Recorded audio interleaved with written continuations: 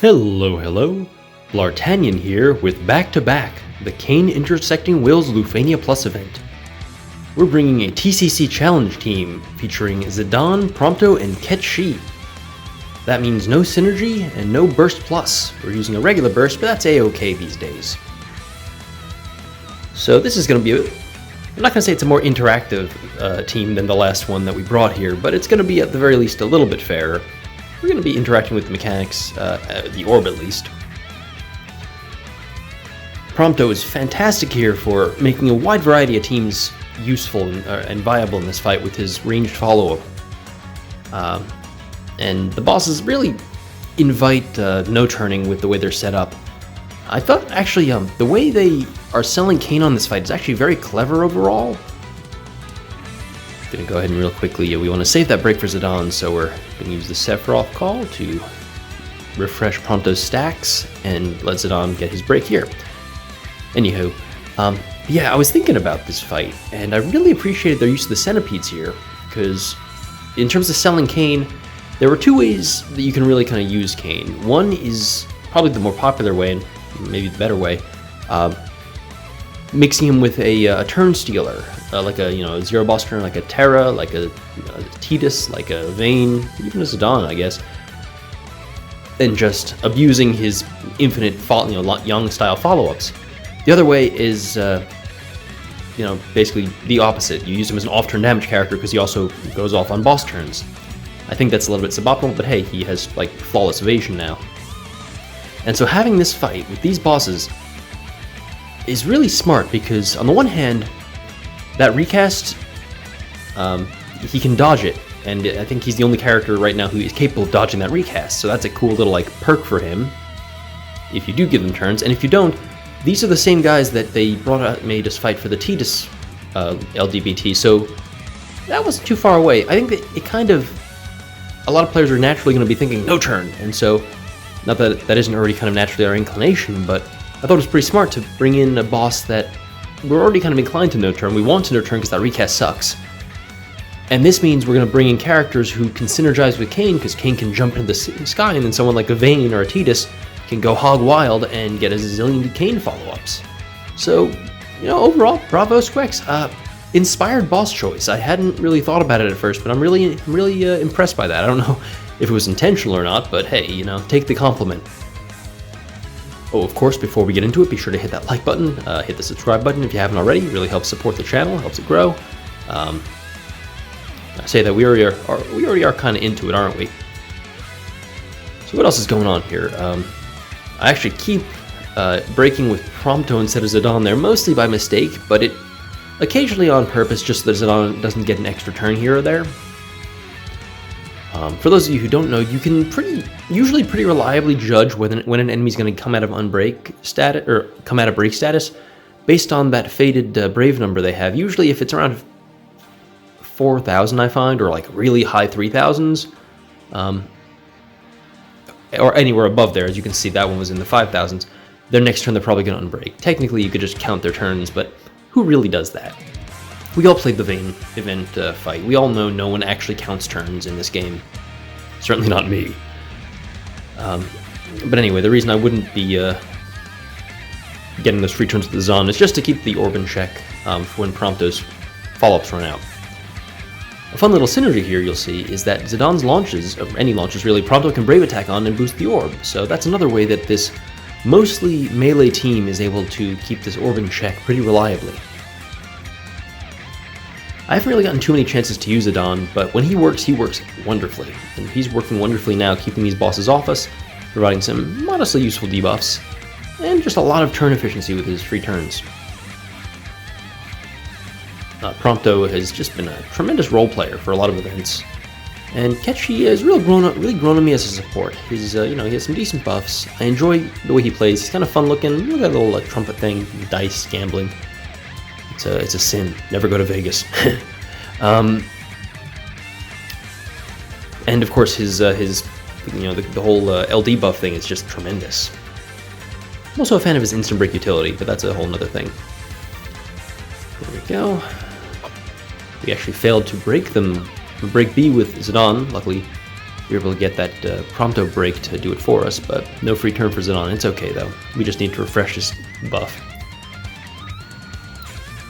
Yeah, so, really happy with this fight, I think, the more I think about it, because as you saw from my last video, you can just utterly crush it if you want. It's very easy to just kind of stomp with the dirt. But if you want to interact with mechanics and bring a team of modest power, like for instance this one, or something else, the orb is specific enough that you need to build around it. You need to be thoughtful about who you bring and how you play your team. But it's not so restrictive that you feel like it's a toxic slog. They're making you respect the mechanics of the orb without having to go crazy to respect the mechanics of the fight, and it feels like a very comfortable place. On the easy side, yes, I'd say it's definitely on the easy side, but it doesn't feel like a complete waste of time, you still need to kind of respect that low orb count and have some way to mitigate that. Hello, Prompto. And yeah, I guess those are my thoughts on the fight. I actually rather enjoy the design the more I think about it. I think the boss choice was clever. I think the orb is specific without being overly restrictive. It forces you to think and respect it, which is something good. When an orb is just like something really boring, then it affects the fight design often. How to put it? Oh, sorry, my cat's in here. I don't know if you can hear them. Hello, cat. But yeah, so yeah, where was I? I lost my train of thought. Cats are very distracting. But point being, big fan of this cat, and big fan of this fight.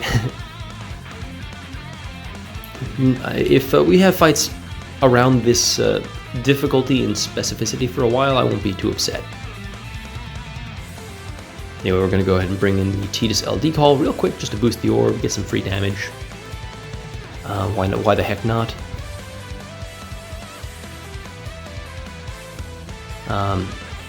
Getting more of those launches. You'll see I'm brave attacking with Prompto pretty much every time because the orb is getting a little bit low for my taste. But we will continue to persevere. And the turn count is getting up there too. 65 turns is not terribly restrictive, but with a somewhat underpowered team, it is something you need to respect. Bringing a burst is still, powerful enough, but it's certainly not like a overwhelming challenge run or anything crazy like that. Anyway, where were we? So yeah, so Zidane, haven't used him too much. Part of why I wanted to do this run was because I have the Zidane burst and I never use it, I feel. There are so many shiny toys we have to play with these days, And now that we're able to pretty much mindlessly no-turn bosses, he seems like a pretty good fellow to do that with. There we go, the burst is also giving us some more launches so that we can go ahead and manage that orb some more. Deal some kind of piddly damage. That's the thing, Zidane, I've noticed his damage is capable of being very high, but it requires a lot of support to get there. On his own, he's not a very self-sufficient damage dealer, although the utility he brings outside of his damage means he's often still a good pick. Still a fantastic character, big fan, and I'm very glad that I have him in my arsenal. Anyway, we're bringing in twins belonging to Jai of Dystopia, so shoutouts to Jai of Dystopia. If you haven't joined the Dystopia Discord, you can find the link in my description. They're a bunch of wild animals over there, but I like them. They're good crowd. Always willing to help folks learn, clear the game, and kind of get through content and understand how to do things better. And Jai's one of the nicest people I've met in this community, so thanks, Jai. Kind of funny, I was just talking about Zidane and I just switched him out now that the burst effect is on the field, because, things are getting a little tight with the turns, and I figure, we have these twins, we might as well use them. Dice does basically nothing but refreshes the buff. At this point, their defense is pretty high, I think, and Ketchi just doesn't have a whole lot of potency, but it's okay. He's not here for his own damage. He's here to make sure these two deal damage. And deal damage they did, nearly 1 million of damage on each boss. Not surprising given who we're dealing with, but here it is. Let's go ahead and get a little break, get some extra damage, why not? So at this point, we're getting pretty close. The orb is getting low again, but it's okay. We have a trick or two up our sleeves, and by trick or two, I mean we have the summon, which we're going to use right now. Yeah, I gotta say, Twins is really awesome. Oof, look at that. Goodness gracious. Not really much I can do with Cait Sith at this point, so we'll just, I guess, do some spread damage. That was really unimpressive. Brave attack probably would have been better at this point. And, yeah, just dealing range damage with Prompto to boost that orb. Use our last Mega Flare. A little anxious because I see B might have a turn coming up, and I don't really want to take a Reaper to the face so I can avoid it. So luckily, I was keeping track of their Brave and knew that he was going to unbreak. So that worked out perfectly. Zidane will be coming back just in time to get B out of our hair. One last Prompto ulti. Actually, Zidane might not even be all that necessary to do it. It's okay, we'll let him get the finishing blow. He made this possible. Thanks, Zidane, and shout out to Raw Life, my buddy on the live stream. #1 Zidane fan out there. Cool, there we go. TCC challenge for the Kain Intersecting Wills complete. I hope you enjoyed. I sure did. So, yeah, I will see you in the next video. Thanks for watching. Adios.